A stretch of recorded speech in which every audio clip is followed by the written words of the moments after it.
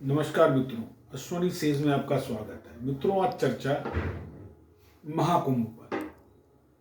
इसलिए नहीं कि ये किसी धर्म विशेष का पर्व है, इसलिए नहीं कि इससे किसी पार्टी विशेष की कोई लाभ होना उससे वो हो रहा है। इसलिए चर्चा होना जरूरी है कि कुंभ को लेकर के पक्ष और विपक्ष में बड़ी तीखी तकरारें होती चली जा रही हैं, अभी तक चल रही हैं। संभवतः आपको जानकारी होगी कि कुंभ केवल एक आस्था का पर्व ही नहीं है, ये बृहद स्तर पर पूर्व संस्कृत की तरीके से एक व्यापार का अच्छा अवसर भी होता है। लाखों लोगों को व्यापार मिलता है। इसके अलावा इंटरेक्शन होता है, एक दूसरे से मुलाकात होती है, योगी मिलते हैं, भोगी मिलते हैं, अच्छे मिलते हैं, बुरे मिलते हैं। एक मिलन स्थल भी है जहाँ सामाजिक व्यवहार परिपक्व होते हैं। आप कई चीज़ें नई जानकारी में आते हैं, आप नई नई चीज़ें समझते हैं। लेकिन मित्रों, जिस तरीके से गंदी राजनीति के चलते कुंभ को लेकर के विपक्ष ने प्रहार किया, इतना बड़ा आयोजन, इतना खर्चा, छोटी सी बात मित्रों, भाजपा शासन काल से पहले प्रधानमंत्री द्वारा मात्र रोजा अफ्तारी दी जाती थी, दूसरा कोई भी धार्मिक आयोजन नहीं किया जाता था। तो मैं पूछना चाहूंगा कांग्रेस के मित्रों से कि क्या वो धर्मनिरपेक्षता थी? धर्म विशेष का एक आयोजन करना।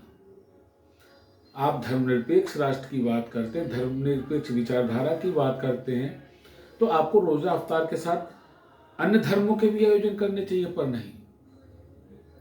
इसी तरीके से कुंभ को लेकर के जिस तरीके से तकरार की गई, जबकि उत्तर प्रदेश सरकार सैकड़ों करोड़ों के व्यवसाय की उम्मीद कर रही है कुंभ को लेकर, लेकिन इस बीच में एक मुद्दा उठा, गैर हिंदू कुंभ में अपनी दुकानें नहीं लगाएंगे। बड़ी अच्छी बात। क्यों नहीं लगाएंगे?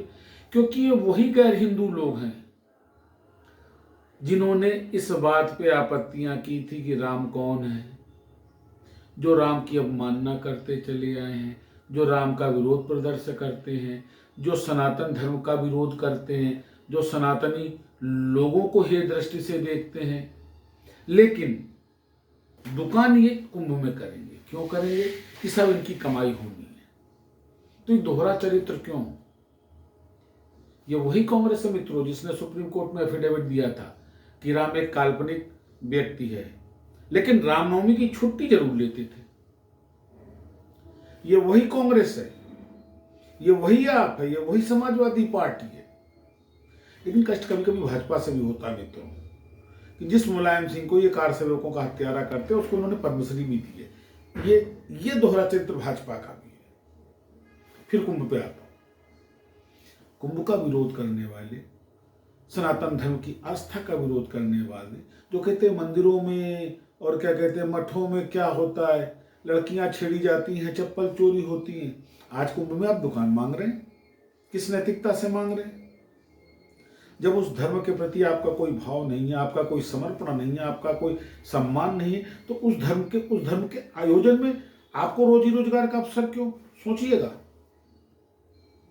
केवल विरोध के लिए विरोध अनुचित है। और भाजपा से भी एक निवेदन है कि ये सबका साथ सबका विकास वाला दोहरा चरित्र छोड़ें। आप संविधान की उस भाव से चलें जिसमें सबके लिए समान अवसर हो।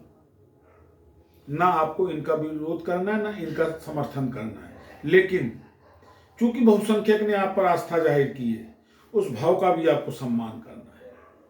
क्योंकि सेक्युलर शब्द ही हिंदुस्तान का सबसे बड़ा कोड है।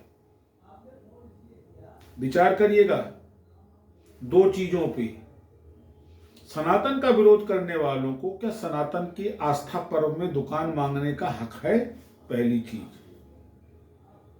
सेक्युलर क्या हिंदुस्तान के हित में है या हिंदुस्तान के लिए कोड है जिसको जबरदस्ती संविधान में जोड़ा था उस तथाकथित बुद्धिजीवियों ने केवल हिंदुस्तान पर परमानेंट सत्ता के लिए? फिर मुलाकात करूंगा मित्रों। नमस्कार।